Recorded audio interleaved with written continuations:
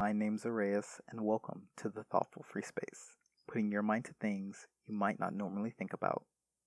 Today we are back examining the amazing creatures that are Pokemon hanging out in the Alola region.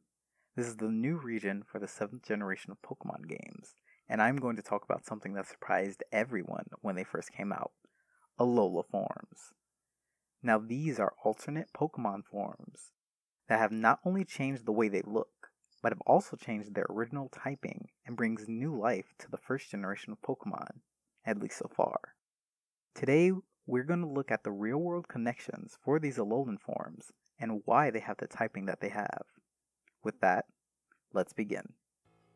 If you know anything about Pokemon, you know that they have different types and that they can be either a single pure typing or a mixed type, which can be divided into primary or secondary typings. The secondary typing simply means a Pokemon gained this as a trait. If you don't know anything or don't understand, check out my previous video where I talked all about the psychic type. Moving on, the first question to ask is, do Alola Pokemon forms make sense? And the simple answer is yes. Believe it or not, alternate Pokemon forms are not a new concept, and these Alolan forms are simply expanded based on previous Pokemon trends, with a twist. Examples of this include sex, alternate coloration, shiny Pokemon, regional forms, and if you really want to get into it, evolution, especially Mega Evolution, the new mechanic in the 6th generation. Let's look at the evidence. Generation 1 was a simpler time, and while amazing back then, it lacked a lot of things we currently have today. Except for the Nidoran family, there was no sex classification in the Pokemon world until the 2nd generation of games. With the 2nd generation, we also got breeding, and so sex determination was a necessity.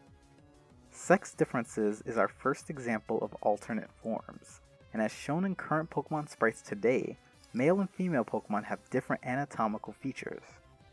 Shiny Pokemon, also introduced in the 2nd generation, are a second type. These Pokemon are the same in every single way except for their coloration, and because they appear less frequently in the wild, it makes them more rare than a Pokemon of the same species. You could think of shiny Pokemon as the albinos of the Pokemon world, except instead of losing pigment, they gain it. Alternate coloration isn't limited to just the games, and you see it in the anime as well. If you were a kid back in the late 90s or early 2000s, you might remember the Orange Islands. This was a region located in Kanto, but with higher temperatures, which made it more tropical. And because of this, many common Pokemon had alternate coloration, which was different than both their regular and shiny counterparts. We see a combination of these factors in the 4th generation of games with the Pokemon Shellos. This is a Pokemon that has different forms based on where you catch them in the region, the East Sea or the West Sea. Shellos is based on a concept in biology known as allopatric speciation, where members of the same species somehow become isolated and evolve independently because of it. This is how we get two different types of the same species of Pokemon, but it doesn't stop there. We actually see a ton of Pokemon that have alternate forms, and it's usually based on biology. Castform, a 3rd generation Pokemon, changes forms based on the weather conditions in battle, which allow it to change its typing due to its cellular structure. The Burmline of the 4th generation changes its typing based on its environment after battle, and its evolution is based on whether it's male or female, similar to real-life bagworms. The 5th generation Pokemon Deerling and Sawsbuck change their appearance depending on the seasons, something common in many animals, and Vivillon change their wing patterns based on real-world location. The support is staggering.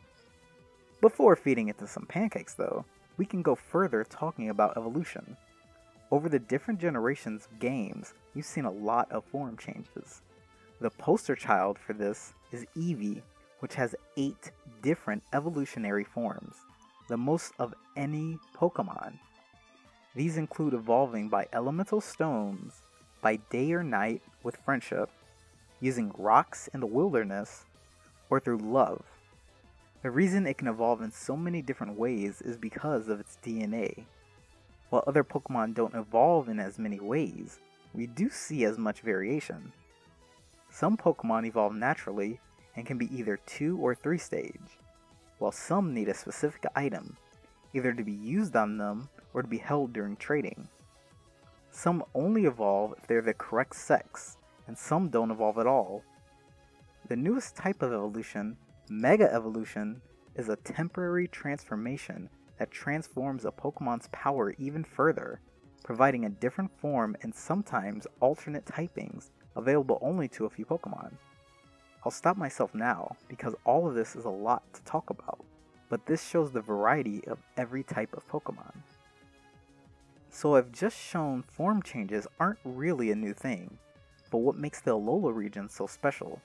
Well, in the description on the Pokemon website, it states, some Pokemon have adapted to the distinctive microclimates of the Alola region, taking on different forms than they have in other regions.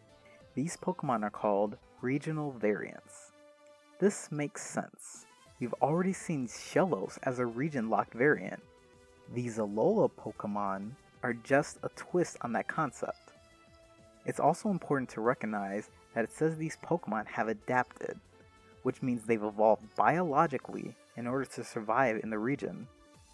As the website states, these are native Pokemon, so they have existed there for quite a while. Now getting into the Alola forms, we're going to start off with the most simply explained ones and move into the more difficult ones. The first up is Vulpix and Ninetales, who are normally fire-type Pokemon, but in the Alola region have evolved to be Ice and Ice Fairy. These are based on Arctic foxes, animals who change their coats in the summer and winter. If we look at their entry on the Sun and Moon website, not only does it say they were brought over to the Alola region with humans, something very common in real life, but they moved to the snowy mountains. This means they had to adapt to these colder conditions. In this case, they permanently adapted to the point where they became ice types in this new climate. For Ninetales, its description states it's regarded as sacred. This is similar to the Kitsune, mythical foxes with multiple tails who are said to be intelligent beings and possess magical powers. The fairy type is a typing similar to magic, possessing an otherworldly quality. Being regarded as sacred and possibly worshipped, Ninetales was able to gain magical abilities with the fairy typing. The next one we'll talk about is Meowth, and while we haven't seen an Alolan Persian, every other first stage Alolan form Pokemon has an Alolan evolution. These Meowths are different from their counterparts, becoming dark type instead of normal. In their description, it says they were sent to royals as offerings and were spoiled rotten, which caused their dark type, and currently today are very common in the region. The real-world equivalent are the feral cats of Hawaii, where around 13,000 are euthanized every year due to overpopulation. It's actually pretty sad. The reason because of the overpopulation is due to the climate, which provides constant breeding conditions. Again, this matches up with the region's microclimates, so the once normal alley cat has become one that is spoiled, feral, and widely spread over the Alola region. Next up is the Alolan Meme King, Exeggutor. This Pokemon has been everywhere and was the hardest hitter of Alolan Pokemon in terms of surprise. All these other Pokemon had crazy form changes and Exeggutor just grew a neck? Normally, this Pokemon is grass and psychic, but in the Alola region, it becomes grass and dragon.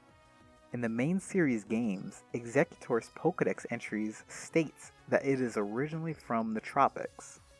Many people have also brought an older image from the TCG games of an Exeggutor that looks extremely similar, if not exact, to the Alolan Exeggutor. This can be explained biologically though. Getting into some plant biology, plants grow based on light, nutrients, and water. Depending on these conditions, different features of the plants will change, such as their size and the broadness of their leaves. The normal Exeggutor resembles both the dragon tree as well as dwarf coconut palms. These are both short and stocky plants, with the dragon tree unable to grow to its maximum height in a non-native environment. That means this plant doesn't have all of the resources it needs in order to grow. The Alolan Exeggutor resembles the tall variant of coconut palms. These are much thinner and taller, and as their description states, due to the increased sunlight, these Pokemon now flourish, similar to the dragon tree in a native environment. It doesn't need its normal psychic abilities in order to defend itself, and can now grow into something stronger, a dragon, which is even more powerful than a psychic type. In Pokemon, dragons resist 4 different typings, and are only weak to 3. They also hit everything for neutral damage, except for steel, with fairies being immune. With this new power, Exeggutor may have evolved to become a predator in the Alola region, as ferocious as a land-based Gyarados. It's kinda scary to think about. Finally, before we get into the weird stuff, we have the Sandshrew line, the ground counterpart of Pikachu from the first generation, turning into ice and steel types in their Alolan forms. Sandshrew and Sandslash are a mix between a couple of different animals, including hedgehogs, pangolians, and armadillos, all creatures who can normally live in snow. The reason they transformed is stated directly in its description, where they had to migrate due to the frequent volcanic eruptions. These Pokemon were smart, because they obviously didn't want to die in burning lava death. Migrating to a snowy mountain, which is probably the farthest thing away from a volcano, was most likely the safest thing for them, and because of that, just like Vulpix and Ninetales, they had to adapt to the climate. That explains the ice type, but what about its secondary typing, steel? Because it's secondary, we can assume it was gained as a later type. Alolan Sandshrew lacks mobility, so gaining more defense through steel typing helps to cover that weakness. We also know Sandslash is more mobile on the ice due to their claws. So not only is the ice covering their spines hard as steel, but the claws are most likely metal in order to help them maneuver more easily. A lot of people speculate that they might get an ice version of Sandrush as an ability, which would actually be pretty interesting to see. So now that we've covered all of the more naturally evolving Pokemon, let's get into some unknown territory. First up is Marowak, who instead of being pure ground is now Fire Ghost. Its primary typing, Fire, fits seeing as the grass Pokemon in the region made it a harsh environment. The grass type Pokemon of the Alola region were natural predators to Marowak, and it had to adapt. But instead of ice, poison, or flying, they evolved to crush their enemies with fire, the most destructive method.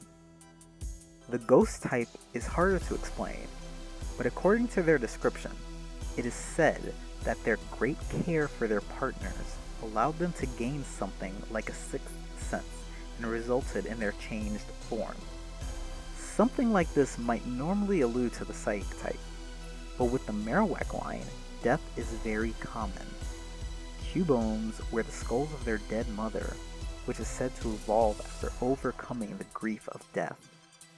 For Marowak, due to becoming aggressive, it is said to not only have a hardened spirit, but also collects bones from an unknown graveyard.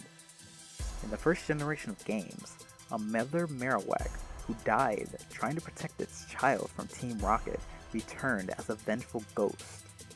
With ghost Pokemon, their entries are usually about wandering spirits, inhabiting objects, or creatures who can steal life force. The strong spiritual attachments with Marowak in order to prevent the death of their mates, as well as the fact that they may even be haunted by their departed brethren, allowed them to gain the ghost typing. Now we come to the star of the show, Alolan Raichu, the electric psychic mouse that can now surf on its tail. If we take the description literally, of course Pancakes giving Raichu psychic powers is a joke, but then we need to ask, what caused it to get these powers? In my previous video, I discussed the psychic type in detail, and how the acquiring of psychic powers was based on increased brain power and intellect. Something I didn't discuss there, but alluded to, was the notion of genes. This is a concept extremely common in the Pokemon world, as practically all Pokemon have different sexes, natures, and can breed. Certain Pokemon are better than others based on their natural traits, otherwise known as IVs or individual values, which can be enhanced through training, EVs or effort values. This matches up with genes very much. Not only do multiple psychic types have entries talking about increased brain power, but we have many Pokemon based on these notions, including Reuniclus based on cells, Deoxys, the DNA Pokemon based on viruses and mutation, and the most famous of all, v.II, a literal bioengineered clone of Mew, who was supposed to be the ancestor of Pokemon due to having the genetic code of every single Pokemon. With this, we can come up with a biological reason as to why Alolan Raichu has the psychic type. Now, tried as I might, and based off of Alolan Raichu's features, the only logical explanation is pancakes. I'm joking. The real reason is surfing. Now, before you call me crazy, let's look at the support by examining Pikachu. Whether or not it started as a gimmick, surfing Pikachu is a thing. It appears in the games, anime, and manga of the Pokemon franchise. There have even been special distribution events so you can get a surfing Pikachu. Time and time again though, the only way we see Pikachu surfing is with a surfboard. A surfboard in this case would qualify as a tool, and without that, Pikachu is destined to be landbound. If it ever lost its surfboard, it would drown. Different psychic Pokemon use tools like Kadabra's spoons or Grumpig's pearls, but without these items, their powers are lessened significantly. While it can increase power, tool usage is a detriment. Evolving a biological surfboard, in this case its tail, would solve that problem. You even see it in the Pokemon Stadium games with a Raichu surfing on its tail. Just having a bigger tail now doesn't mean it can surf in the air though, so let's look at the electric typing. The Pika line is one of many that can learn the move Magnet Rise, which uses electromagnetism in order to levitate off of the ground. This ability isn't permanent though, which means good old Raichu would never be able to achieve its surfing dream. So what did it do? It hit the diner to fry up some pancakes! But in all seriousness, it developed psychic powers. This is the only typing known to use energy to manipulate the user's body, and with the combination of psychic power and magnetism, we would be able to get an Alolan Raichu. This is even more apparent with its ability Surge Surfer, where it becomes faster in electric terrain, a free-flowing electric field. It can use even less of its energy due to lack of stress and become even stronger. So Alolan Raichu evolved the body to surf by evolving a tail to avoid tool usage and the psychic type in order to use less energy.